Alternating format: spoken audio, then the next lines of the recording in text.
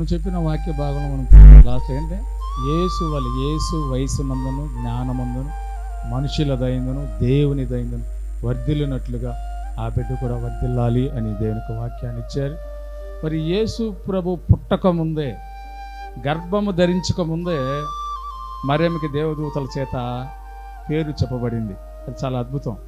నేను కూడా జోషువ వారు ఒకవేళ సహోదరి గర్భవతి అయినప్పటి నుంచి ప్లాన్ చేసుకుని ఉంటారు ఏం పేరు పెట్టాలని. అది మనం చూడబోతూ ఉన్నాం, వేచి చూద్దాం. చివరిగా మన అరుళర్ సన్నగారు మరి షకీనా వ్యవస్థాపకులు అన్నగారు నిజంగా మన తిరుపతి పట్టణానికి ఒక గిఫ్ట్ చెప్పాలి, ఒక తలమానికం. నిజంగా దేవుని కార్యాల్లో ముందుండి నిలబడేవారు. అన్న నేను నా చిన్నతనం నుంచి అన్నతో పరిచయం. స్తుతి యాగం అని ఒక మినీ పరిచయం ఆ మ్యాగజైన్ రన్ చేసేవారు. చాలా చక్కగా ఉండేది, అద్భుతంగా ఉండేది. అది అన్న రన్ చేస్తున్నప్పుడు నేను చాలా చిన్నపిల్లవాడిగా ఉన్నప్పుడు అన్నని సింగాలగుంటలో ఉన్నవారు. నా ఫ్రెండ్ అక్కడ మీ ఇద్దరం చదువుకుని అన్న ఎదురుగానే ఉండేవారు. అక్కడ అన్నని కలిసేవారిని. అప్పటి నుంచి ఇప్పటివరకు అన్నతో మంచి సహవాసాన్ని ఇచ్చారు. మరి వారు దేవుని యొక్క వాక్యాన్ని కొద్ది నిమిషాలు పంచుకుంటారు, దాంతో మనం ముగిస్తాం.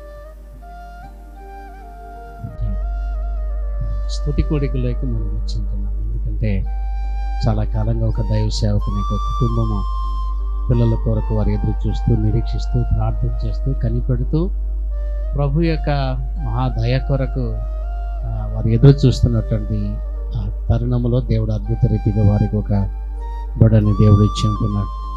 ఈ సమయంలో మరి అధ్యక్షుల వారు మరి వారికి పేరు మీదే ఉన్నారు. వాళ్ళు ఎప్పుడప్పుడు పేరు ఉందామని చెప్పి వాళ్ళు ఉన్నారు. చాలా సంతోషం, దేవుని స్తోత్రం. ఆ పేరు కూడా దేవుని ద్వారా దేవుడు పెట్టినది. ప్రతిదీ కూడా మానవునికి దేవుడు ఆధిక్యతనిచ్చాడు. ఆదాముకి దేవుడు పేరు పెట్టేటువంటి ఆధిక్యతనిచ్చాడు. మరి కొంతమంది పెద్దలైతే వాళ్ళే పేరు పెట్టారు. మరి లేయా, రాహేల్ వాళ్ళిద్దరు కూడా ఏం చేశారంటే వాళ్ళు పేర్లు పెట్టుకుంటూ వచ్చారు. అలాగా మరి మా చర్చికి డిజైన్ చేయడానికి, అంటే చర్చి అప్పుడు కట్టడానికి ఎలా కట్టాలని చెప్పినప్పుడు మరి బిల్డర్ అంటే మన క్రిస్టియన్లో అప్పుడు ఉన్నదే నెల్సన్ గారే. ఆయన పిలిచినప్పుడు ఆయన వచ్చి ఇలా కట్టుకోండి, అలా కట్టుకోండి అని వారు చెప్పి మాకు సలహాలు ఇచ్చారు. కాబట్టి అప్పటి నుండి మంచి పరిచయం, బాగా ప్రేమిస్తారు. వారి కుటుంబం అంతా కూడా దైవ సేవకులుగా ఉన్నారు. మంచి కుటుంబం వాళ్ళు. దేవుని స్తోత్రం. దేవుడు వారి సేవలో కూడా బలమైనటువంటి పరిచర్య వాళ్ళు చేస్తూ ఉన్నారు. మంచిది. ఈ సమయంలో పిల్లరా మరి ఒక వాక్యాన్ని మనం చదువుకుందాం. మొదటి తెస్సలోనికి రాసిన పత్రిక 5వ అధ్యాయం. మొదటి తెస్సలోనికులకు రాసిన పత్రిక 5వ అధ్యాయము 18వ వచనాన్ని మనము చదువుకుందాం. ప్రతి విషయమందును కృతజ్ఞతాస్తుతులు చెల్లించడి, ఇలాగు చేయుట యేసుక్రీస్తునందు మీ విషయములో దేవుని చిత్తము.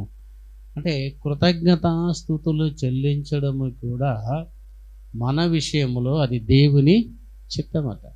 చూసారా, దేవుని చిత్తం అని ఎక్కడ వచ్చి నిలబడుతుందో. అంటే అన్నిటికీ ఇది దేవుని చిత్తం అండి, అలాగ జరిగిందండి. దేవుడి చిత్తంలో దేవుడు మాకు ఒక ఇల్లు ఇచ్చాడు, దేవుని చిత్తంలో మాకు అది ఇచ్చాడు, మా పిల్లలకి ర్యాంక్ ఇచ్చాడు, మా పిల్లలకి మంచి స్థాయిని ఇచ్చాడు, అన్నీ దేవుని చిత్తం, దేవుని చిత్తం, దేవుని చిత్తం అంటుంటాం. అయితే ఇందులో కృతజ్ఞతాస్తుతులు చెల్లించటంలో కూడా ఎల్లప్పుడూ మనం ఏం చేయాలంట? కృతజ్ఞతాస్తుతులు చెల్లించాలంట. అలాగ చేయడం, ఆ కృతజ్ఞతాస్తుతులు చెల్లించడం కూడా దేవుని చిత్తము. ఎందుకు అని మనం గమనిస్తే, మనం ఎప్పుడప్పుడు కృతజ్ఞతాస్తుతులు చెల్లించాలని మనం గమనించినప్పుడు ప్రతికూలమైన పరిస్థితుల్లో మరి కూడా మరి దేవునికి మన కృతజ్ఞతాస్తుతులు చెల్లించాలి. మనం ప్రార్థన చేస్తాం. మరి జోషువా గారు, తర్వాత వాళ్ళ యొక్క సహోదరుడు రూఫస్ గారు, వారి ఇరువురు కూడా తిరుపతి పట్టణానికి వారు వచ్చి చాలా యూత్ మీటింగ్లు నడిపించి చాలా ఘనంగా సక్సెస్ఫుల్గా చేసుకుంటూ వచ్చారు. వాళ్ళు చాలా ప్రయాసపడ్డారు. ఆ యొక్క ఈవెంట్ లాగా దాన్ని చేసి, మంచి కార్యక్రమం లాగా చేసి అనేకుల్ని, యవనస్తుల్ని రక్షణలోకి నడిపించాలన్నటువంటిది తాత్పర్యం వారు కలిగినటువంటి వాళ్ళు. అందుకే వాళ్ళ చర్చిలో ఇప్పటికి కూడా యవనస్తులు ఎక్కువ మంది ఉంటారు. ఎందుకంటే వాళ్ళు మొదటి నుండి అలాగే వాళ్ళు ప్రయాసపడ్డారు. అయితే ఎప్పుడైతే ఆయన చర్చ్ మినిస్ట్రీలోకి వచ్చాడో తర్వాత ఆయనకి వివాహం అవ్వడము దాదాపు 6 సంవత్సరాలు అయిపోయింది. ఆ సమయంలో మరి ఒకసారి నేను చాలాసార్లు అడుగుతూ ఉంటాను, 1-2 సార్లు అడిగినాను అనుకుంటున్నా, ఏం జోషువా పిల్లలు లేరా అని చెప్పి నేను అడిగిన సందర్భాలు కూడా ఉన్నాయి. ఎందుకంటే సిటీ ప్రేయర్కి ప్రతి వారము అది వేసవారం గురువారం జరుగుతుంది కాబట్టి ఆ యొక్క ప్రార్థనలు కలుస్తారు. కలిసినప్పుడు నేను అడిగేవాడిని, ఎప్పుడైనా అంటే నాకు జ్ఞాపకం వచ్చినప్పుడు, అంటే సేవకులు అందరూ కూడా బాగుండాలి, మరి ఆనందంగా ఉండాలి, ఎవరి కుటుంబం బాగుండాలనేది ఒక ఆశ. కాబట్టి ఒక పెద్దగా నేను అడిగాను, అడిగితే లేదండి అన్నాడు. మరి తర్వాత మొన్న వచ్చినప్పుడు 2 వారాల క్రితం వచ్చినప్పుడు నన్ను చూడగానే పరిగెత్తుకుని వచ్చి, అయ్యగారు నాకు ఒక కుమారుడు పుట్టాడు అన్నప్పుడు వెంటనే సంతోషపడి కంగ్రాచులేషన్ చెప్పడం జరిగింది. ఈ విషయం కూడా ఒక విషయం గమనించాల్సింది ఏంటంటే, దేవుడు మనము ప్రార్థన చేసేటప్పుడు మనం అడిగిన వాటి అల్లా కూడా పొంది ఉన్నామని, ఒకవేళ మొదటి సంవత్సరం నుండి వాళ్ళు ప్రార్థన ప్రారంభించవచ్చు. అయితే అది 6 సంవత్సరాల దాకా అది తీసుకొని వెళ్ళింది అంటే వాటి మధ్యలో మనము పొంది ఉన్నాము అని చెప్పి నమ్మడమే. కాబట్టి ఆ రీతిగా నమ్మడము కూడా సార్, అది దేవునిని మనము స్తుతిస్తూ, ప్రభా నువ్వు నాకు ఇచ్చావు, నేను పొంది ఉన్న దాన్ని అనగా మనం అడిగిన దానిని పొంది ఉన్నామని నమ్మడం అంటే ఏంటి? నమ్మి ప్రభా నువ్వు నాకు ఇచ్చావు, మేము అడిగాము, పిల్లని నువ్వు మాకు ఇచ్చావు అని చెప్పి నేను స్తుతిస్తున్నానని చెప్పి వారు దేవుణ్ణి స్తుతించడానికి ఈ కాలాన్ని కూడా దేవుడు తీసుకుంటూ ఉంటాడు. ఉదాహరణకు మరి కొత్త నిబంధనలో మనము జకర్యా ఎలిజబెత్ని మనం చూస్తూ ఉంటున్నాం. జకర్యా పరిచారకుడు, మరి జకర్యా యాజకుడు. వంతు చెప్పున అతడు ఏం చేస్తున్నాడు? దేవాలయంలోకి వెళ్ళి ధూపం వేస్తూ మరి ప్రజల పక్షంగా మరి ధూపం వేస్తూ ప్రార్థన చేసేటువంటి వారు. అదే సేవకుడు, ఒక దైవ సేవకుడుగా ఉంటున్నాడు. అలాగా ఎలిజబెత్ కూడా ఉన్నది. వీళ్ళిద్దరు కూడా పిల్లలు లేకుండా, సంతానం లేకుండా ఉన్నవాళ్ళు. చాలా కాలం గడిచిపోయింది. ఎంతకాలం గడిచిపోయింది? వాళ్ళు ముసలి వాళ్ళు అయినంత వరకు, వృద్ధాప్యంలో వచ్చేంత వరకు వారికి సేవ చేస్తూనే ఉన్నారు. డ్యూటీ ప్రకారం ఆయన వంతు వచ్చినప్పుడల్లా కూడా జకర్యా లోపలికి వెళ్ళి ఏం చేస్తుండేవాడు? దేవుని యొక్క పరిచర్య, యాజకత్వం చేస్తూ ఉండేవాడు. మౌనంగా వచ్చేవాడు. సరే ఇంటికి వస్తాడు, భార్య ఉన్నారు, ప్రార్థన చేసుకుంటారు, మౌనంగా ఉంటారు. అంటే వాళ్ళు ఎక్కడా కూడా సేవ చేసుకుంటూ ఉన్నారే కానీ తమకు పిల్లలు లేరు అన్నటువంటి సంగతిని వారు మర్చిపోయి, దేవుడు మరి ఏ రోజైనా ఒక రోజున ఇస్తాడు అన్నటువంటి నమ్మకంతోని, విశ్వాసంతోని వాళ్ళు సేవలో ముందుకు సాగి ఉంటారు. నిజంగా చెప్పాలంటే మరి ఆ వృద్ధాప్య దశ వరకు కూడా వారు ఎంత ఓర్చుకున్నారో, ఎంతగా సహించుకున్నారో, వారు ప్రార్థన కూడా దేవుడు ఒక రోజున కార్యం చేస్తాడు. వాటి మధ్యలో ఏమైపోయిందంటే ఈమె ముసలాయమ అయిపోయింది, వృద్ధాప్య దశలోకి వచ్చేసింది. ఆ సమయంలో కూడా ఆమె చెప్పినట్టు అనగా యోహాను జన్మించిన తర్వాత ఆయన చెప్పినటువంటి మాట ఏంటంటే, దేవుడు వాగ్దానం చేసి, దేవుడు వారికి దర్శనం ఇచ్చి, మాట ఇచ్చి, బిడ్డని ఇచ్చిన తర్వాత ఆమె చెప్పిన మాట అంటే, నా అవమానమును నా నిందను తీసినటువంటి దేవునికి స్తుతి అని చెప్పి దేవుని స్తుతించింది. ఒకవేళ 1 సంవత్సరము బిడ్డ లేకపోతే, 2 సంవత్సరాలు కలగకపోతే, 3వ సంవత్సరం కలగకపోతే చాలా సలహాలు ఇస్తానే ఉంటారు. ఏదోదో మనకు ఆలోచనలు చెప్తా ఉంటారు, ఇటు చేస్తే, అటు చేస్తే, అది చేస్తే, ఇది చేస్తే బాగుంటుందని మరి చాలా విషయాలు చెప్తూనే ఉంటారు. అయితే వీళ్ళు దేవుని సన్నిధిలో సేవ చేసుకుంటూనే మరి ఒకవైపు నిందలు, అవమానాలు అనుభవించుకుంటూనే ఉన్నారు. అయితే ఒక రోజు వచ్చింది, వాళ్ళు ఆ దినాలలో అంతట్లో కూడా ఎంత దేవునికి స్తుతి చెల్లించకుండా ఉండే అవకాశమే లేదు. తప్పనిసరిగా దేవుని సన్నిధికి వెళ్ళి దేవుని ఏం చేయాలి? మన స్తుతి చెల్లించాలి, దేవుని మహిమపరచాలి. మనం కూడా ప్రార్థనలో కూడా మనం పొంది ఉండకపోయినట్టు వాటి కొరకు కూడా, మీరు మాకు అన్నీ ఇచ్చావు ప్రభా, నీకు స్తోత్రములని మనం చెప్తాం. నువ్వు అన్ని సమస్తములు ఇచ్చావు, నీకు స్తుతి కలుగును కానీ మనం చెప్తూ ఉంటాం. ఒకవేళ ఇబ్బంది ఉంటే కూడా మనం కలిపి ఏం చేస్తుంటాం? దేవునికి స్తుతి చెల్లిస్తుంటాం. ఆ రీతిగా మరి సేవలో సాగిపోతూ ఉన్నటువంటి జోషువ వారి కుటుంబం కూడా ఒకవేళ ఎంతో అనగా ప్రార్థనలో, ప్రభా మేము నీ సేవ చేస్తున్నావు, నువ్వు మాకు అన్నీ ఇచ్చావు అన్న దాంట్లో మాకు బిడ్డని కూడా ఇచ్చావు అన్నది కూడా ఒక స్తుతియే.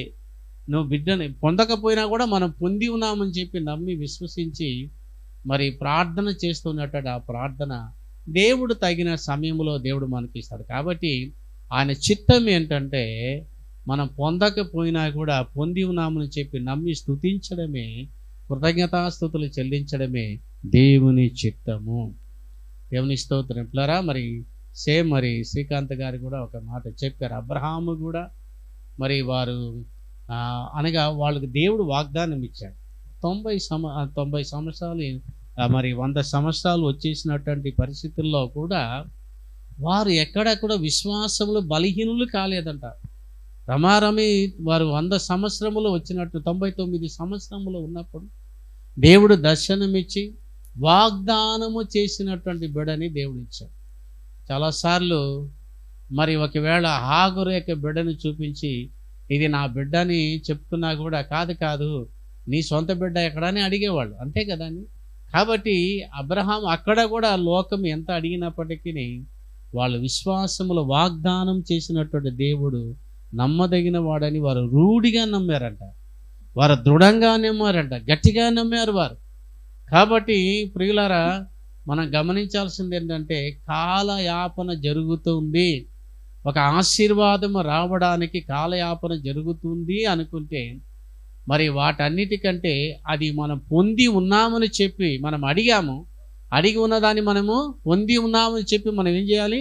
దేవునికి స్తుతి చెల్లించుకుంటూ కృతజ్ఞతాస్తుతులు చెల్లించుకుంటూ అడ్వాన్స్గానే దేవునికి మనము కృతజ్ఞతాస్తుతులు చెల్లించుకుంటూ వెళుతూ ఉంటే ఒక రోజున ఒక సమయమున దేవుడు దర్శించే సమయం వస్తుంది, దేవుడు సంధించేటువంటి సమయం వస్తుంది, దేవుడు ఇచ్చేటువంటి సమయం వస్తుంది, దేవుడు అనుకూలపరిచేటువంటి సమయం వస్తుంది, దేవుడు సమస్తముని కూడా సమకూర్చి జరిగించేటువంటి ఒక కాలం ఒకటి, ఒక సమయం ఒకటి మన జీవితంలో తప్పనిసరిగా వస్తుంది. అయితే అంతకు ముందు మనం పొందని వాటికి కూడా మనం ఏదైతే పొందాలని చెప్పి ప్రార్థన చేశామో వాటన్నిటినీ కూడా పొంది ఉన్నామని చెప్పి దేవునికి కృతజ్ఞతాస్తుతులు చెల్లించుకుంటూ మనము ముందుకు సాగేటువంటి ఆ యొక్క అనుభవమే, ఆ కృతజ్ఞత, ఆ జీవితమే, ఆ కృతజ్ఞత చెల్లించడమే దేవుని చిత్తమై ఉన్నది. కాబట్టి అది దేవుని చిత్తం అంటే కృతజ్ఞతాస్తుతులు చెల్లించట్లో మీ విషయమై అది దేవుని చిత్తమై ఉన్నది అని మనము చెప్పగలిగినటువంటి పరిస్థితి. ఇట్లారా మరి అబ్రహాము కూడా విశ్వాసములో వారు మేము పొంది ఉన్నాం, మేము అడిగిన వాటన్నిటిని మేము పొంది ఉన్నాం, నీకు స్తోత్రం, నీకు పొంది ఉన్నాం, నీకు వందనాలని చెప్పి వారు స్తుతి చెల్లించుకుంటూనే బలం పొందుకున్నారు. అంటే విశ్వాసములో బలం పొందుకున్నారు. ఒక రోజు వచ్చింది, దేవుడు దర్శించాడు, వారికి సంతానాన్ని బిడ్డని దేవుడు ఇచ్చాడు. మరి నింద వచ్చింది, మరి ఒక సేవ చేస్తూనే ఉన్నారు, మరి డ్యూటీ అనగా పరిచర్య ధర్మం జరిగిస్తూనే ఉన్నారు, నిందలు అనుభవిస్తున్నారు. అయితే దేవుని సన్నిధిలో ప్రభా మీరు మాకు అనుగ్రహించినటువంటి స్వాస్థ్యాన్ని బట్టి నీకు వందనాలు చెప్పి వారు ముందుగానే కృతజ్ఞతాస్తుతులు చెల్లించడం వలన ఒక రోజున ప్లరా మరి దేవుడు మరి బిడ్డని మరి జకర్యాకి ఎలిజబెత్కి దేవుడు ఇచ్చినట్లుగా మనం చూస్తుంటున్నాం. మన జీవితంలో కూడా ప్రియులారా మనం గమనించండి, ఆలస్యం అవుతుందని చెప్పి ఏ కార్యాన్ని బట్టి కూడా మరి ఇబ్బంది పడద్దండి. దాని కొరకు మనం ఏం చేయాలంటే మనం పొంది ఉన్నామని చెప్పి దేవునికి కృతజ్ఞతాస్తుతులు ప్రతికూల పరిస్థితులు కూడా పొందని వాటిని కూడా మరి మనకు అందరికీ తెలుసు.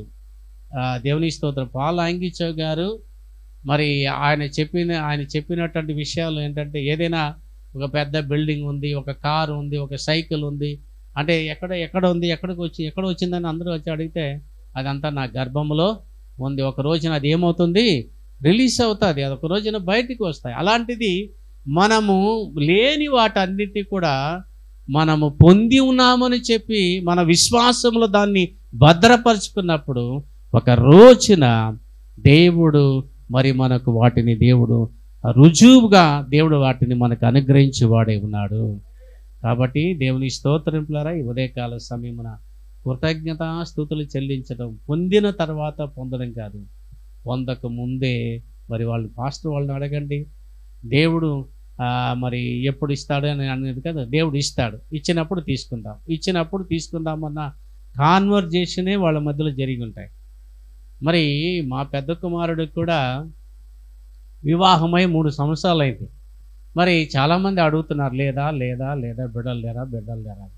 మా పాస్టమ్మ గారు ఒక మాట అనేవాళ్ళు, దేవుడు ఇచ్చినప్పుడు తీసుకుందాం, దేవుడు ఇస్తాడు కానీ ఇచ్చినప్పుడు తీసుకుందాం, దేవుడు ఇస్తాడు ఇచ్చినప్పుడు తీసుకుందామని ఆమె చెప్పేటటువంటి. కాబట్టి సేవకులు కూడా ఇస్తాడు, దేవుడు మనకి ఇచ్చి ఉన్నాడు అని నమ్మి విశ్వసించటం ద్వారానే అది ఆలస్యమైనా కూడా దేవుడు మనం అడ్వాన్స్గానే దేవునికి మన కృతజ్ఞతాస్తుతులు చెల్లించటం బట్టి అది దేవుని విషయం, మనం చేస్తున్నటువంటి దేవుని చిత్తం, అది మనము పాటిస్తున్నటువంటి అది దేవుని యొక్క చిత్తము.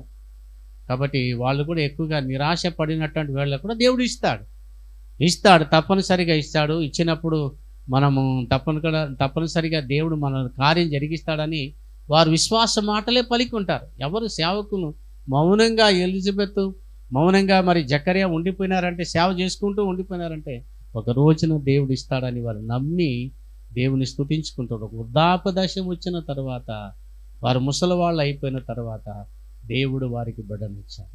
సరే, అందుని బట్టి దేవునికి కృతజ్ఞతాస్తుతులు చెల్లించడం, ఇది ప్రతికూలమైన పరిస్థితులు కూడా మనము పొందలేదని కాదు, దేవుడు మనకు అన్నిటిని ఇచ్చేవాడు, మనం అడిగిన వాటన్నిటిని కూడా మనకు అనుగ్రహించిన దేవుడు. కాబట్టి వాటి విషయంలో కూడా దేవునికి మన స్తుతి చెల్లించినప్పుడు ఒక రోజున మనం వాటన్నిటిని కూడా పొందుకునేటువంటి వారిగా ఉంటున్నాం. పెద్దగా దేవుని స్తోత్రం. మరి జోషువా వారి కుటుంబానికి వారి దేవుడు ఇచ్చినటువంటి ఆ యొక్క గర్భఫలాన్ని బట్టి, ఆ బహుమానాన్ని బట్టి దేవునికి స్తుతి చెల్లిస్తూ దేవుడు వారిని దీవించి, ఆ బిడ్డని దీవించి ఆశీర్వదించి బలపరిచి నడిపించుగాక. చక్కగా దేవుని వాక్యాన్ని అందించిన అన్నగారికి దేవునామములు. చాలా వృద్ధాప్యంలో ఉన్న ఆ సమయంలో దేవుడు జకర్యా కనబడి, యోహాను ఒక కుమారుడు నీకు పుడతాడని ముందుగానే చెప్పాడు. అయితే దాన్ని జకర్యా నమ్మలేదు. అందుకే దేవుడు ఏమన్నాడు, నీకు బిడ్డ పుట్టేంతలో నువ్వు మూగవాడుగా ఉంటావు అని అన్నాడు. ఆ తర్వాత ఆమె గర్భవతి అయింది, బిడ్డ పుట్టాడు. ఆమెకి ఏం పేరు పెట్టాలని ఆలోచిస్తూ ఉన్నారు. బంధువులందరూ వచ్చి ఏం పేరు పెట్టాలని ఆలోచిస్తున్నారు. ఆ సమయంలో కొంతమంది సలహా ఇచ్చారు, వాళ్ళ నాయన పేరు జకర్యాని పెట్టేసి అన్నారు. అప్పుడు ఆమె తల్లి అనింది, వద్దు ఉండండి, అసలు ఆయన ఏమి చెప్తాడో చూద్దామని. అయ్యా నువ్వు మాట్లాడకపోతే పోయినావయ్యా, కనీసం పలక మీద నావు రాయ్యా, నీ కొడుకు ఏం పేరు పెట్టి యోహాను అని పేరు పెట్టారు. అప్పుడు ప్రభునందు ప్రియమైన వాళ్ళ అయ్యగారు ఏం పేరు పెడతారో తెలీదు, సమయం సమీపిస్తూ ఉంది, మనం ఆ పేరు చూస్తూ ఉన్నాం. మరి ఇప్పుడు హైదరాబాద్ నుంచి వచ్చినటువంటి దైవజనులు ఆ దైవాశీర్వాదం గారు, దైవ ప్రసాద్ గారు, దయచేసి వారు ముందుకు వచ్చి ఒక చరణం ఒక పల్లవి పాడాలి. సమయం ఎక్కువైపోతూ ఉంది. హైదరాబాద్ నుంచి దైవ ప్రసాద్ గారు ఒక పాట పాడి దేవునామాన్ని మహిమపరుస్తారు.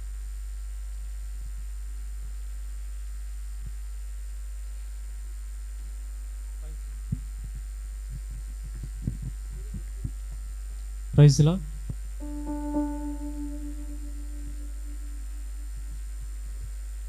లేదయా నీ కృపా నొందుటకు అర్హుడను కానయ్యా, నీ ప్రేమ పొందుటకు యోగ్యత లేదయ్యా, నీ కృపా నొందుటకు.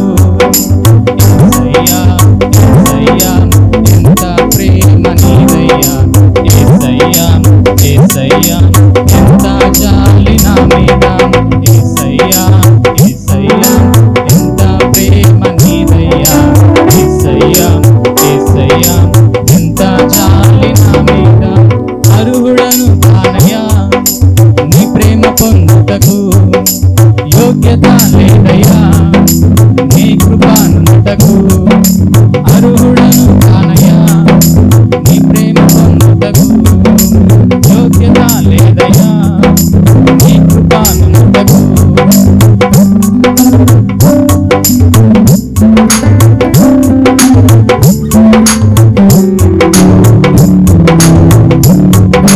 బలహీనతతో బందీనై నిన్ను విడిచిపోతిని, కష్టాల్లో కన్నీరై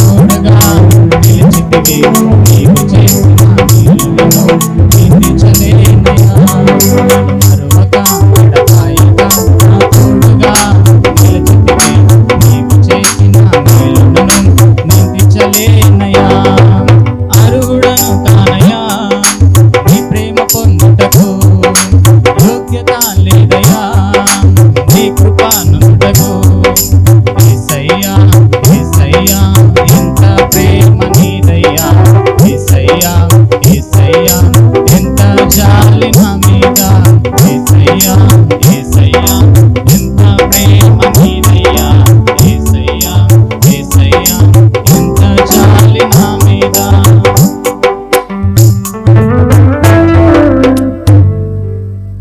ఇచ్చాడని కృతజ్ఞత చెల్లించడం. రెండవది పేరుంటున్న పేరు పెడతారు ఈరోజు. మూడవది ఉయ్యాల సిద్ధంగా ఉంది మన దగ్గర. ఈ ప్రోగ్రామ్స్ ఉన్నాయి, దీంతో త్వరగా మనం ముగించుకుందాం. దీనికి గల కారణాలు దేవుడు వారి జీవితం చేసిన మేలు. మన సహోదరి విద్యా రూత్ జోషువా గారు వారు వచ్చి చిన్న సాక్ష్యాన్ని మనకు పంచుకుంటారు. కూడా మరి మీ మధ్యన ఒక సాక్షిగా దేవుడి నన్ను నిలబెట్టిన విధానాన్ని బట్టి మరి దేవునికి ఏమిచ్చి ఆయన రుణం తీర్చుకోలేము. నిజంగా మరి దేవుని నామాన్ని ఎరగొట్టుకు మాకు అర్హత లేదని నేను ఎప్పుడు అనుకుంటుంటాను. ఎందుకంటే ఒక నాస్తికత్వంలోంచి దేవుడు లేడు అనే జీవితంలోంచి మేము దేవుని తెలుసుకోవడానికి మా కుటుంబానికి దేవుడు ఎంతగానో మరి కృప చూపించాడు. ఎందుకంటే ఆయన కృప తప్ప మరి ఏది కూడా ఆధారం కాదు ఆయన ఉన్న రక్షింపబడడానికి. మరి ఆయన్ని ఎన్నోసార్లు దేవుడు లేడని ఎంతమంది మరి తెలిసి తెలియని జ్ఞానంతో, అంటే ఒక్కసారి కూడా బైబిల్లో ఏముంది అని కూడా మేము ఎప్పుడు చదవకుండానే దేవుడు లేడని ఎంతోమంది మరి గుడ్డిగా వాదించిన మూర్ఖత్వ జనంగా మేము బ్రతికిన దినాలు నా చిన్నతనం అంతా కూడా తెలిసింది.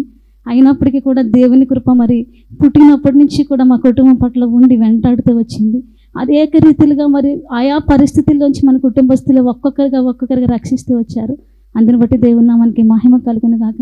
మరి కాలేజ్లో ఉన్నప్పుడు బుక్స్ చదివి రీడింగ్ అలవాట్లోంచి మరి మా అన్నగారు ఒక ఇంగ్లీష్ బైబిల్ ఇచ్చి నన్ను తెలుగు బైబిల్ చదివి తీసుకొని ఇంగ్లీష్ డెవలప్ చేసుకోండి, వొకాబులరీ డెవలప్ చేసుకోమని చెప్పి నాకు ఇవ్వడం జరిగింది. నేను ఆ కోణంలో కూడా అట్లీస్ట్ బుక్ తీసుకుని చదువుదామని ఎప్పుడు అనుకోలేదండి. ఒకానొక సమయంలో అదే అన్ని బుక్స్ ఉన్నాయి, ఇది కూడా అందులో ఏముందో చూద్దామని నేను చదవడం మొదలుపెట్టాను. మరి ఓల్డ్ టెస్ట్మెంట్ న్యూ టెస్ట్మెంట్ చదువుతున్నప్పుడు రెండు అంటే అప్పటి వరకు మనము సైంటిఫికల్గా చదివే వాటికి ఒక క్రొత్తగా ఒక న్యూ థింగ్స్ నేను చూసినప్పుడు క్రియేషన్ గురించి చదివినప్పుడు నాకు చాలా అద్భుతంగా అనిపించింది. అదే ఇంత ఒక క్రమంగా ఉంది అంటే ఖచ్చితంగా ఇది నమ్మడానికి ఆసక్తి కలిగింది నాకు. మరి న్యూ టెస్ట్మెంట్ చదువుతున్నప్పుడు మరి జనరేషన్స్ కోసం నేను చదువుతున్నప్పుడు నాకు చాలా అద్భుతంగా అనిపించింది. మహా అయితే మనము జనరేషన్ కోసం ఒక జనరేషన్ ఒక 5 or 10 మరీ రీఛార్జ్ చేస్తే ఒక 10 జనరేషన్స్ చెప్పగలుగుతామేమో. కానీ ఒక మనిషి మొదటి మానవుడి దగ్గర నుంచి మరి యేసుక్రీస్తు ప్రభు వరకు కూడా మొత్తం జనరేషన్స్ అన్ని చూసినప్పుడు నాకు చాలా అద్భుతంగా అనిపించింది. అదేవిధంగా ఇంకా ఏముందని చదువుతున్నప్పుడు దేవుడు కేవలం మనం ఏదో ఒకటి అడిగి పొందుకోవడానికి పరిమితమైన వాడు కాదనే విషయాన్ని అర్థం చేసుకున్నాను.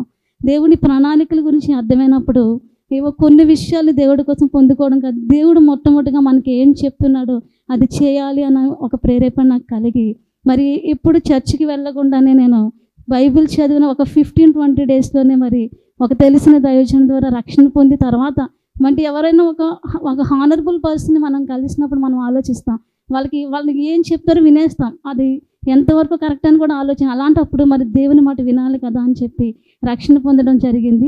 అదేవిధంగా దేవునితో నడుస్తూ ఉన్నప్పుడు మరి ఎన్నో నిరీక్షణలు, ఎన్నో అవమానాలు, ఎన్నో నిందలు, ఎన్నో ప్రయాసాలు ఉన్నప్పటికీ కూడా దేవుని పని చేయాలి, దేవుని పని కంటే ఉన్నతమైనది లేదు అనే భావన మరి అణువణువును మరి నింపబోతూ మరి దేవుడు నన్ను నడిపిస్తూ వచ్చాడు.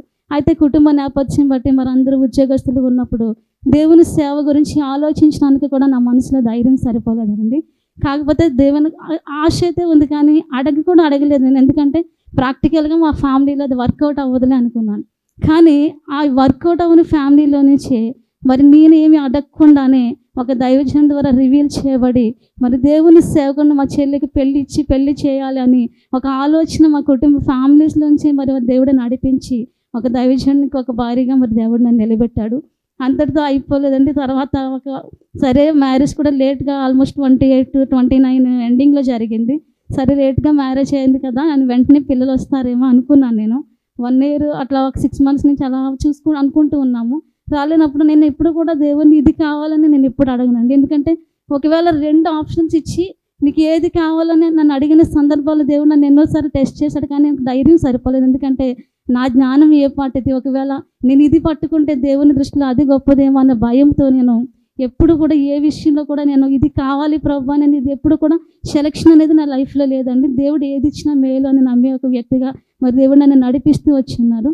మరి తర్వాత నేను అడిగాను, ప్రభు మరి పిల్లల విషయంలో నీ చిత్తం ఏంటి, నువ్వు ఇస్తావా, నువ్వు ఇస్తే తీసుకుంటాను ప్రభా, నువ్వు ఇవ్వనన్నా నేను చేయగలిగేది ఏం లేదు, నువ్వు ఇచ్చిన సేవలో నేను నమ్మకంగా వెళ్తాను, అయితే నీ ఉద్దేశం ఏంటో నాకు తెలియచేయని ఒక 6 months పాటు నేను ఫాస్టింగ్ ఉండి ప్రేయర్ చేసినప్పుడు దేవుడికి ఖచ్చితంగా నేను పిల్లల్ని ఇస్తానని ఒక స్వరంతో మాట్లాడడం జరిగింది. సరేనైతే ఎప్పుడు ప్రభువాని అంత కొంతకాలం ఆ మాట నన్ను చాలా బలంగా నడిపించింది. ఎంతమంది ఎన్ని మాటలు చెప్పినా పట్టించుకుంటుండేది. ఈ పిల్లకి చాలా పొగరు, ఏం చెప్పినా విందో, ఎక్కడకు కూడా కనీసం ట్రీట్మెంట్ల వైపు కూడా వెళ్ళట్లేదని చెప్పి ఎన్నో మాటలు భరిస్తూ వచ్చి ఉన్నాము.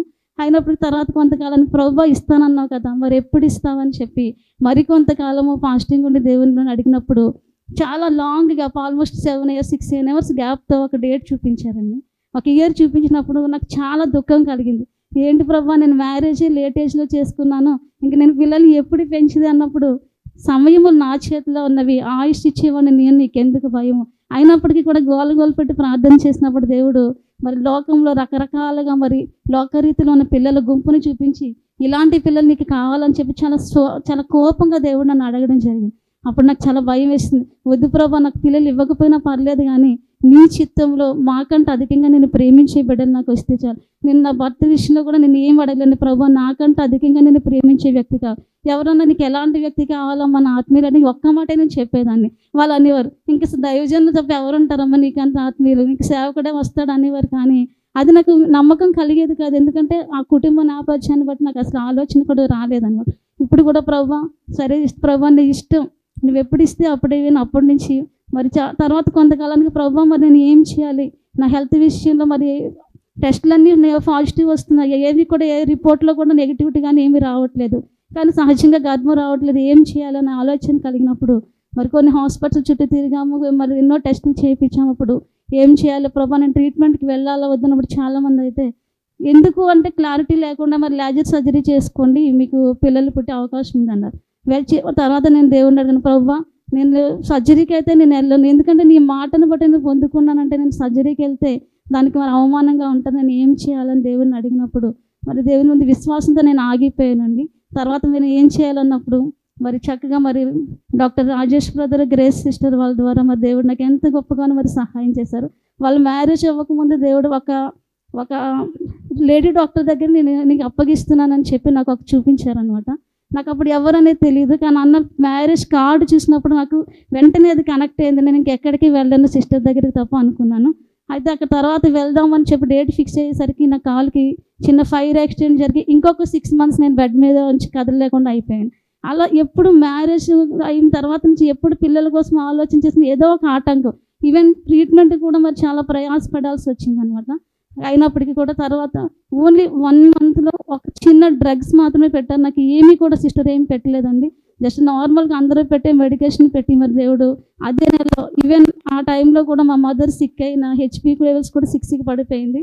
ఆ సమయంలో దేవుడు మరి నా గర్భద్వారం తెలిసారు. ఒకవేళ అన్నీ సవ్యంగా ఉండి అన్నీ అనుకూలంగా ఉండి నాకు జరిగి ఉంటే, ఒకవేళ ఇది నా శక్తి అని సహజంగా డాక్టర్స్ కానీ లేదంటే జ్ఞానాన్ని బట్టి అతిశయించే వాళ్ళమేమో, కానీ ఏ పరిస్థితి కూడా అనుకూలంగా లేనప్పుడు దేవుడు నా జీవితంలో కార్యం చేశాడు. కాబట్టి ఇది దేవుని కృప తప్ప మరొకటి కాదు అనే సత్యాన్ని మరొకసారి మీ మధ్యన నిలబెట్టడానికి మరి దేవుడు కృప చూపిస్తూ వచ్చాడు. ఎందుకంటే ఆయన నామం మహిమపరచబడాలంటే మన శక్తితో చేస్తే ఆయన నామాన్ని మనం ఎంత మాత్రం కూడా మహిమపరచబడలేము.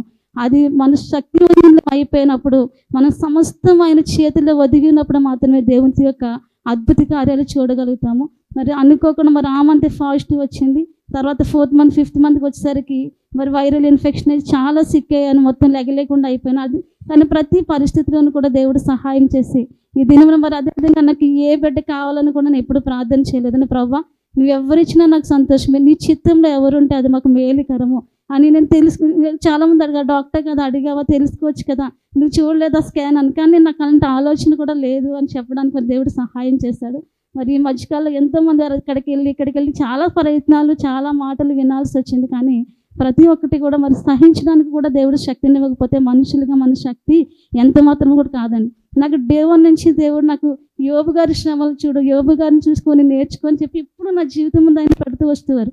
ప్రతి విషయంలో కూడా నాకు పోరాటం అండి, ఏది కూడా ఈజీగా నా లైఫ్లో ఏది జరగదు అన్నమాట. చాలా ప్రయాసపడి చాలా కష్టపడి జరిగిన కొన్ని సందర్భాలు అది ఫెయిలియర్ కూడా అవుతుంది. కానీ దేవుని అలాగే నాకు నడిపిస్తూ వచ్చాడు. ఎందుకంటే దేవుడు ఒక్కొక్కరిని ఒక్కొక్క ప్రత్యేకమైన విధానంలో నడిపిస్తూ వస్తాడు. ఎందుకు ప్రభు ప్రతిదీ నా జీవితంలో ఎలా జరుగుతుంది అన్నప్పుడు మరి ఈతలో రానవాడు ఈతలోనే నీళ్ళలో ఉన్నవాడిని పైకి లేపలేడు. ఖచ్చితంగా అనుభవం నుంచి కొంతమందిని మనము ఆ జ్ఞానంతో మనల్ని కొంతమందిని ఆదరించగలుగుతాము అని చెప్పి. కాబట్టి నేను ప్రతి శ్రమలో నుంచి నేనే నా చిత్తానుసారంగా నేను నడిపిస్తున్నాను. కాబట్టి ఆ శ్రమలో నేను తోడున్నాను, భయపడకని చెప్పి దేవుడు నన్ను బలపరుస్తూ వచ్చాడు. మరి దినమున ఒక బిడ్డను మరి పొందుకోవడానికి దేవుడు మాకు సహాయం చేశాడు. మరి ఎంతోమంది ప్రార్థన ఉందండి. మరి సంఘ బిడ్డల ప్రార్థన, కుటుంబ సభ్యుల ప్రార్థన, ఆత్మీయుల ప్రార్థన, దైవజన ప్రార్థన, మరి లెక్కలేనంతమంది విస్తారమైన జనమైన ప్రార్థన ప్రతిఫలమును బట్టి ఈ దినాన మరి తల్లిదండ్రులుగా మేము వచ్చి నిలబడడానికి దేవుడు సహాయం చేస్తూ వచ్చాడు. అందుని బట్టి మీ అందరికీ కూడా నా ప్రత్యేకమైన వందనములు. కృతజ్ఞతలు చెప్పడం తప్ప మేము తిరిగి ఏది కూడా మేము ఇవ్వలేము. అదేవిధంగా మీ అందరి కోసం కూడా ప్రార్థన చేయడానికి దేవుడు మాకు కూడా సంఖ్యను బలమును శక్తిని దయచేయాలని అతను కోరుకుంటా ఉన్నాం. మరి చాలామంది అంటున్నారు, మీరు ఎప్పుడు కూడా పిల్లల కోసం ప్రార్థన చేయట్లేదు, ఏదో నామకాహ వస్తూ అడుగుతున్నారు, కానీ మీరు భారంగా కన్నీటితో వేదంతో ప్రార్థన చేస్తే దేవుడు ఎందుకు వినడు? నీవు ప్రార్థన చేసినప్పుడు, అనేక కార్యాలు చేస్తున్నప్పుడు, వాళ్ళ కోసం వీళ్ళ కోసం దేవుడు తెలియజేస్తున్నప్పుడు నీ కోసం దేవుడు ఎందుకు చెప్పడని ఎంతమంది ప్రశ్నిస్తూ వచ్చారు.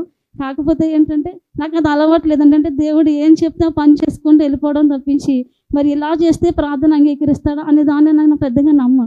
ఎందుకంటే దేవుడు సమయం వచ్చినప్పుడు ఖచ్చితంగా కార్యాలు జరుగుతుంది. మరి 6 సంవత్సరాల తర్వాత 7వ సంవత్సరంలో మరి మా జీవితంలో ఒక సంపూర్ణతను మా జీవితానికి దేవుడు ఇచ్చిన కృపను బట్టి దేవునికి వందనాలు చెల్లిస్తూ మరి ఈ సంఘ సాక్ష్యాన్ని దేవుడు మన వెనుకల్లో ఫలింప చేయాలని ఆశిస్తున్నాను. పరిచయం ఒకళ్ళు ఉన్నారు సార్ ఇక్కడ ఏమన్నా? రాజేష్ గారు ప్రైజ్లా లేదు సార్, నిలబడండి సార్, గర్వకారం సార్ మాకంతా. సార్ గవర్నమెంట్ డాక్టర్ అండి, పిలుస్తాను. ఓకే వస్తా. రాజేష్ గారు గవర్నమెంట్ డాక్టర్, తిరుపతిలో మా హెల్త్ సెంటర్లో కూడా పనిచేశారు. చాలామంది క్రైస్తవులు కానీ చాలా సపోర్టివ్గా ఉన్నారు. దేవుని పరిచర్యలో, మెడికల్ క్యాంపులో, చాలా విషయాలలో ఫ్రీ సర్వీస్ కూడా చేస్తారు. అలాగే సహోదరి గ్రేస్ గారు ఉన్నారు, దయచేసి ఉండి లేచి నిలబడాలని కోరుతున్నాను. డాక్టర్ ఉమ్మ గారు, గ్రేస్ గారు అక్కడ ఉన్నారు. వారు మంచి గైనకాలజిస్ట్. వీరిరువురు కూడా రేణుగుంటలో ఉంటారు. వారికి పెద్ద హాస్పిటల్ ఉంది. వారు మన పాస్టర్ గారు కుటుంబానికి వైద్య సహాయాన్ని అందించారు. అందుని బట్టి దేవుని స్తుతిస్తూ ఉన్నా. మనకు ఇంకా ఎవరికైనా అలాంటి అవసరతలు ఉంటే రాజేష్ గారిని, సహోదరి గ్రేష్ గారు, రేణుగుంట పెద్ద హాస్పిటల్ ఉంది, కలిసినట్లయితే వాళ్ళు తప్పకుండా వారు సహాయం చేస్తారు. ఈ సందర్భంగా మీకు మనవి చేస్తూ ఉన్నాను.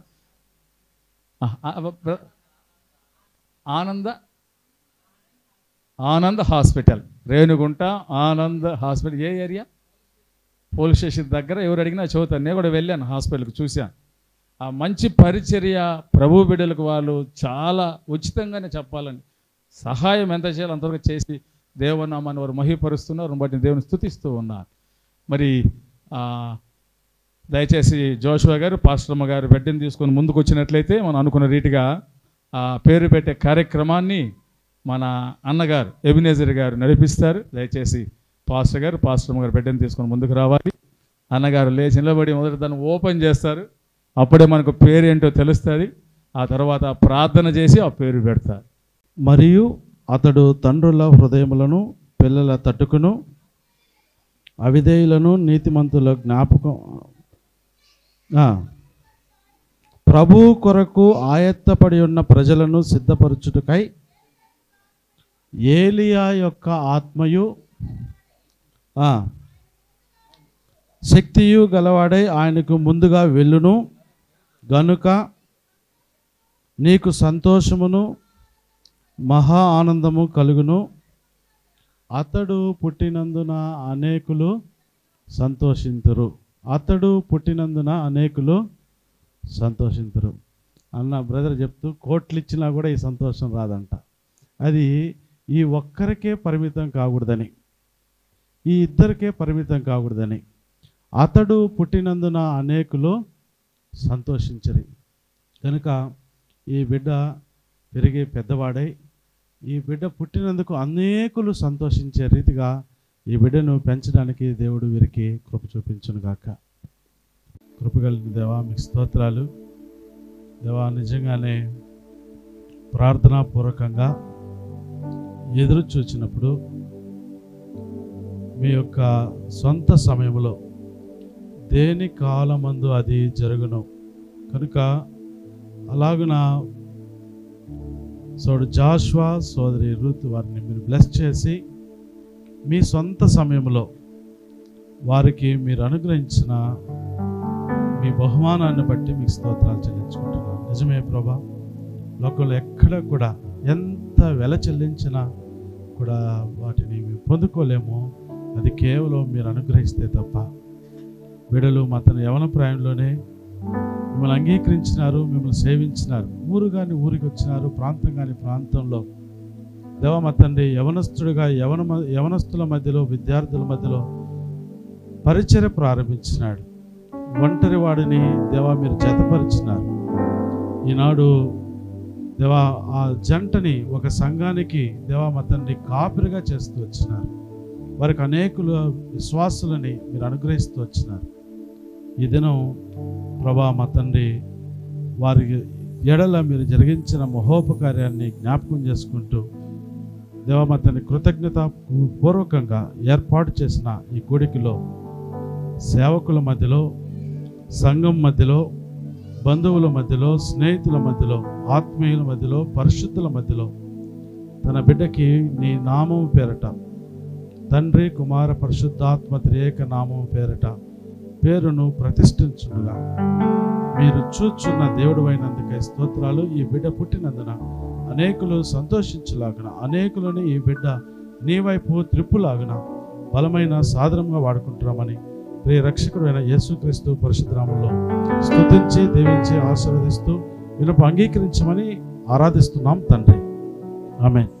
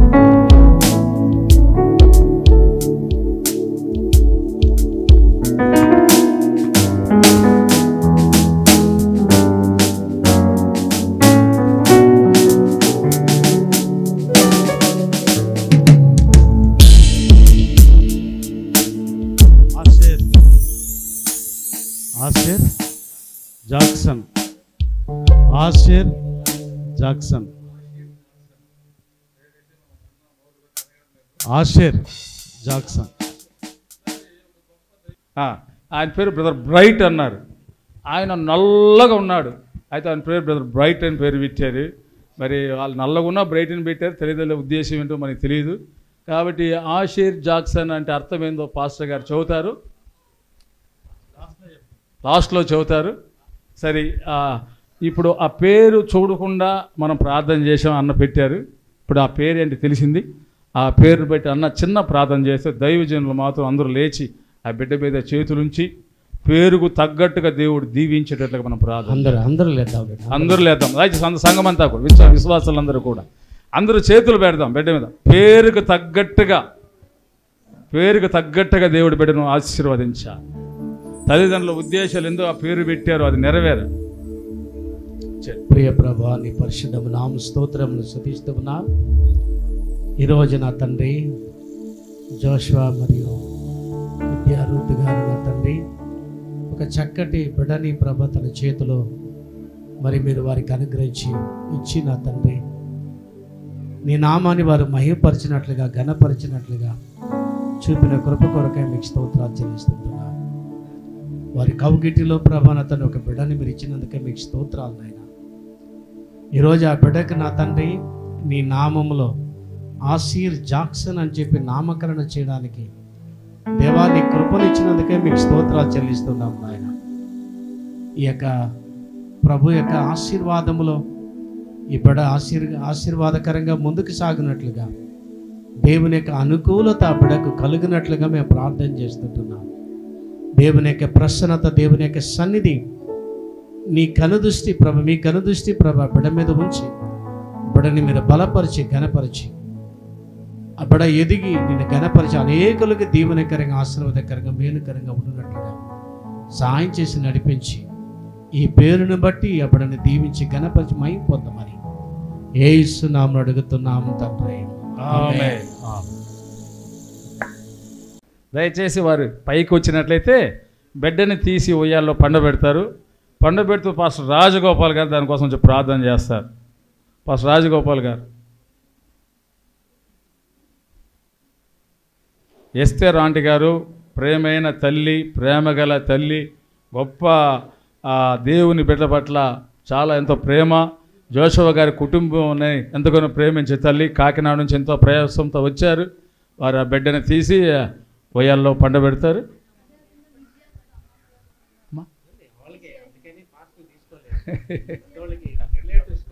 విజయ గారు అండి, వాళ్ళ అమ్మమ్మ గారు. విజయమ్మ గారు, అమ్మగమ్మ గారు కూడా దయచేసి పైకి రాసుకు కోరుచున్నాం. వారి 20 చేతుల మీదుగా బిడ్డను ఉయ్యాల్లో పండబెడతారు.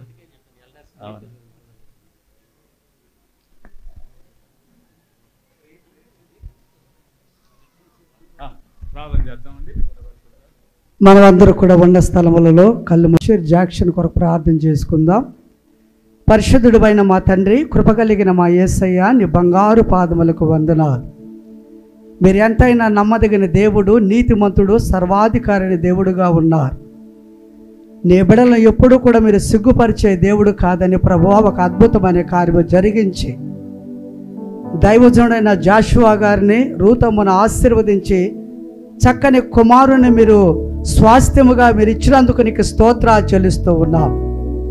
దేవుని దయందును, మనుషుల దయందును, జ్ఞానమందును ఈ బిడ్డ వర్ధిల్లడానికి సహాయం చేయండి.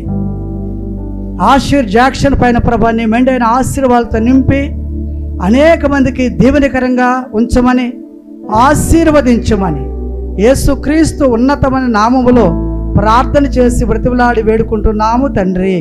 ఆమేన్.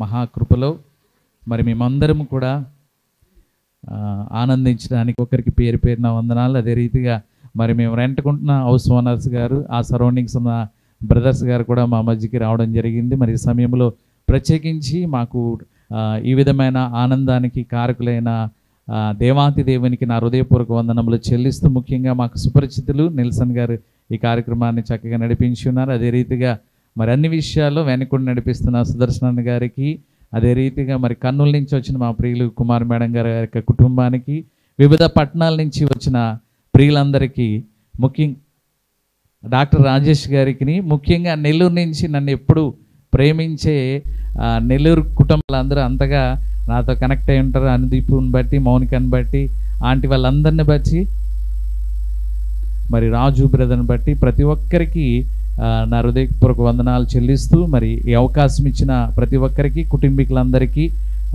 హృదయపూర్వక వందనాలు చెల్లిస్తూ, ముఖ్యంగా మరి స్తుతి ఆరాధనలో నడిపించిన మా అన్నగారు రూప స్టీవెన్కి, మా యొక్క కుటుంబ సభ్యులందరూ కూడా నిజంగా వాళ్ళందరూ కూడా ఎంత అనుభవం కలిగిన వాళ్ళు. వాళ్ళకు కూడా మైక్ ఇస్తే మా అక్కలు కూడా చాలా చక్కగా వాక్యాన్ని ప్రకటించే అవకాశము, సామర్థ్యం దేవుడు ఇచ్చాడు. మేము ఇంతగా ఎదగడానికి గల కారణం ఏమిటంటే మా తల్లిదండ్రుల యొక్క ప్రార్థన.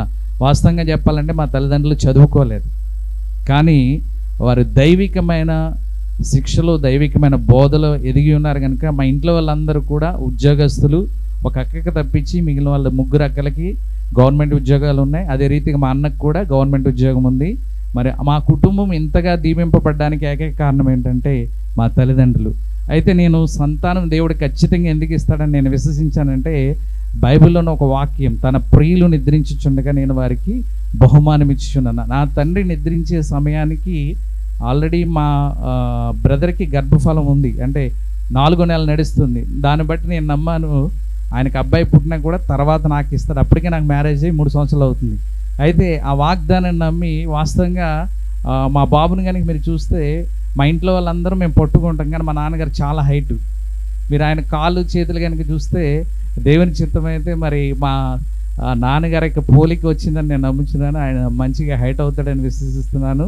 మరి దేవుడు మా తల్లిదండ్రుల యొక్క ప్రార్థన ఆలకించి ఈరోజు మా తల్లిదండ్రులు జ్ఞాపకం చేసుకోవడానికి గల కారణం ఏంటంటే వారి యొక్క భక్తి యొక్క ప్రభావం. వారు చదువుకోలేదు, కానీ వారి యొక్క ప్రభావము ఈ రోజుకి మేము అనుభవిస్తూ ఉన్నాం. ప్రతిదినము మా తల్లి తండ్రి రేయి మొదటి జాముని లేచి ప్రార్థన చేసేవారు. వాక్యాన్ని ఉన్నది ఉన్నట్టుగా పాటించేవారు. వారికి ఉన్నది కొంచెమైనా ఇతరులకి పంచేవారు. అదే నేను నేర్చుకున్నాను. ఈ రోజుకి నాకున్న దాంట్లో ఇతరులకి పెట్టే అవకాశం ఉంటే ఖచ్చితంగా పెట్టడానికి నేను వెనకాడకుండా ఖర్చు అనే దాని కోసం తిరుపతిలో పెట్టాం. ఎప్పుడుతో మా తల్లిదండ్రుల యొక్క వారి యొక్క ఆత్మీయమైన జ్ఞానంతో చేసిన ప్రతి కార్యాన్ని ఆ ఆశీర్వాదం మాతో మాత్రమే కాకుండా మా కుటుంబాలకు విస్తరించాలని మీరందరూ ప్రార్థించాలని మనవి చేస్తూ, మరి ఈ అవకాశం ఇచ్చిన హాల్ వారికి, ముఖ్యంగా దైవజనులందరికీ ప్రత్యేక వందనాలు చెల్లిస్తున్నానండి. Thank you all. అందరికీ వందనాలు. మీ అందరి కొరకు ప్రేమ విందు ఏర్పాటు చేసి ఉన్నాము. మరి ప్రేమ విందులో అందరూ పాల్గొని మరి ప్రతి ఒక్కరికి కూడా మరి కుటుంబానికి ఒక గిఫ్ట్ కూడా ఇవ్వాలని ఆశ కలిగి ఉన్నాం. మరి ఆ గిఫ్ట్స్ కూడా మీరు తీసుకుని వెళ్ళాలని ప్రభు పేట మనం చేయించున్నాం. ప్రార్థన చేసుకుందామండి. మరి పీటర్ గారు ప్రార్థన చేస్తారు. పాస్టర్ పీటర్ గారు ప్రార్థన చేసి మాట్లాడాను. అప్పుడు నాకు జాషువా ఫోన్ చేసి అన్న నువ్వు ఏసైలో ఉన్నావని తెలిసిందన్న అన్నాడు. అవును తమ్ముడు, మాటలు కూడా రాని స్థితి ఆ రోజులు. అవునంటే అన్న మా మిస్సెస్ అక్కడ డ్యూటీ డాక్టర్గా ఉందన్న, మీకేం కావాలన్నా చెప్పండి అన్న, నేను పంపుతానని. అప్పుడు ఎవరు వచ్చి మాట్లాడేవాళ్ళు, ఎవరు పలకరించేవాళ్ళు, మాట్లాడలేని స్థితి. ఆ రోజు నేను అక్కడ అడ్మిషన్లో ఉన్న ప్రతిరోజు ఈమె డ్యూటీ డాక్టర్ వచ్చేది అక్కడికి. ఆమె ముఖం మీద మాకు తెలియదు కదా, ఎందుకంటే ముసుగులు వేసుకుంటాం కదా, వాళ్ళు డ్రెస్ చేసుకుంటారు. ఏం డ్రెస్ అమ్మా, కిట్లు వేసుకుంటారు కదా, తెలియదు. ప్రతిరోజు వచ్చి అన్న ఎలా ఉండన్నా అని చాలా పరామర్శించింది నన్ను. అయితే పలకరించేది. మనకి అక్కడ ఎవరు పలకరించలేని స్థితిలో ఉన్నప్పుడు ఆత్మీయులు వచ్చి పలకరిస్తూ ఉన్నప్పుడు ఎంతో సంతోషంగా ఉండేది. అలాగన ప్రత్యేకంగా కేర్ తీసుకునేది, పలకరించేది, ఆదరించేది ప్రతిరోజు అనమాట. ఎవరో మన ఇంట్లో వాళ్ళు వచ్చి మన ఇంట్లో పక్కన కూర్చున్నట్లు నేను ఫీల్ అవుతూ వచ్చిన. సో ఈరోజు అందరి ముందర మీకు హృదయపూర్వకంగా కృతజ్ఞతలైనా మా దినాల్లో మా పట్ల మీరు చూపి ప్రేమ. థ్యాంక్ యూ తండ్రి. సర్వశక్తిమంతుడా, సర్వాధికారి, మీకు మాత్రమే ఈ స్థలములో ఈ సందర్భములో మహిమ ఘనత ప్రభావములు కలుగునుగాక. దేవా, అవును, ఇదిగో మా తోటి సేవకులు జోషువా గారిని, తమ సతిమణిని, నా తండ్రి స్తోత్రం. కొంత ఆ సమయం ఆలస్యమైనప్పటికీ మీరెంతో ప్రేమించి నాన్న వారికి ఇచ్చిన చక్కటి భావను బట్టి మిమ్మల్ని స్తుతిస్తూ ఉన్నాం, గణపరుస్తున్నాం, మహిమపరుస్తున్నాం. ఇంతవరకు కూడా నా తండ్రి స్తోత్రం వారు ఏర్పాటు చేసుకున్న ఈ యొక్క స్తుతి కృతజ్ఞత ప్రార్థనలో నా తండ్రి స్తోత్రం, మరి మీరు మాకు తోడై ఉండి ప్రారంభం నుండి ఇంతవరకు కూడా మీరే ఆధిపత్యం వహించి నడిపించి ఉన్న విధానం బట్టి కూడా మిమ్మల్ని మహిమపరుస్తున్నాం తండ్రి. అయ్యా, ఈ సమయం ఉంది బిడ్డ ప్రభువా, ఇదిగో తల్లిదండ్రులు నాయన వారు చెప్పిన చక్కటి ఆ మాట అనుభవంలో మరి తల్లిదండ్రులుగా ఈ బిడ్డ పక్షాన కూడా వారును ఈ మహిమ తెచ్చుకోవడమని సకల స్తుతి ఘనత మహిమ ప్రభావములు నీకే ఆరోపిస్తూ ప్రభుని యేసుక్రీస్తు నామములో తిరిగి అడుగుచున్నాం పరమ తండ్రి. మా ఆహారం నేడు మాకు దయచేయి. మా ఏళ్ళ అపరాధం చేసిన వారిని మేము క్షమించిన ప్రకారము మా అపరాధమును క్షమించు. మా సోదరునికి తేక దుష్టుని తప్పించు. రాజ్యము, శక్తి, మహిమ నిరంతరము నీవై ఉన్నవి స్వామి. ఆశీర్వాదం. తండ్రి యొక్క కుమారుడు ప్రభ ఇదిగో మనుషుల దయలోను తల్లిదండ్రులకు అనుకూలముగా ఎలా పెరిగి పెద్దవాడేనైనా మంచి పేరు తెచ్చినట్లుగా దేవుడు దీవించి ఆశీర్వదించునుగాక. ఆమేన్. నా ప్రాణమా యెహోవాను సన్నిధించుము, నా అంతరంగ సమస్తమైన పరిశుద్ధ నామమును సన్నిధించుము. నా ప్రాణమా యెహోవాను సన్నిధించుము, ఆయన చేసిన ఉపకారాలు దేనిని మరువను. ఆమేన్.